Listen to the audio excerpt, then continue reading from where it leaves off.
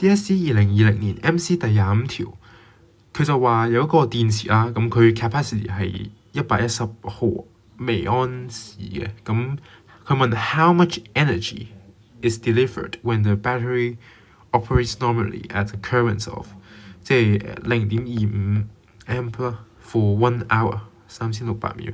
咁 assume the battery's operating voltage remain at 3.7 volts during the period。咁我哋所知嘅式咧，我哋其實有 power 咧，我哋就知道有 power 同 time 咧，我哋其實就知道 energy 嘅。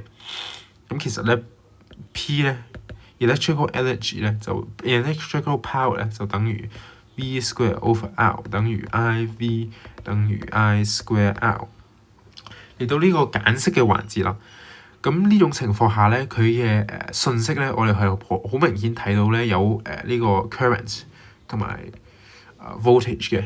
咁喺呢種情況下咧，咁符合條件咧就只有 P 等於 IV，P 等於 IV。與此同時咧 ，P 亦都等於 E over T 啊嘛。咁我哋喺呢度 E over T 就等於 IV。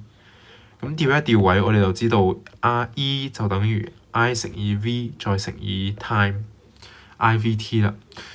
咁佢就問 how much energy is delivered 啊嘛。咁我哋利用呢條式，我哋就可以求到我哋所需要嘅答案啦。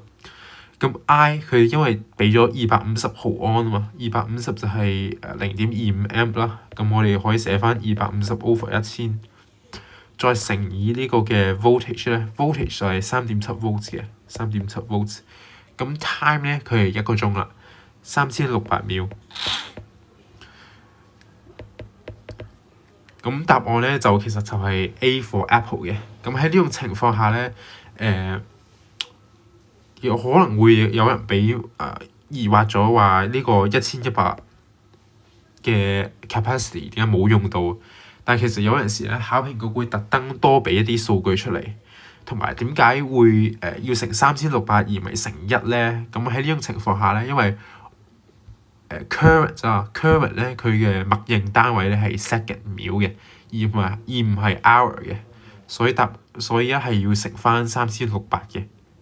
同埋你用常理嚟推理一下都知啦，3.7再乘0.25，咁講緊係1點幾焦耳啊嘛。咁1個鐘產生1焦耳嘅能量，咁佢呢個 battery 嘅功率咧同埋energy 咧都係完全唔夠嘅，所以咧我哋答案咧係 A for Apple。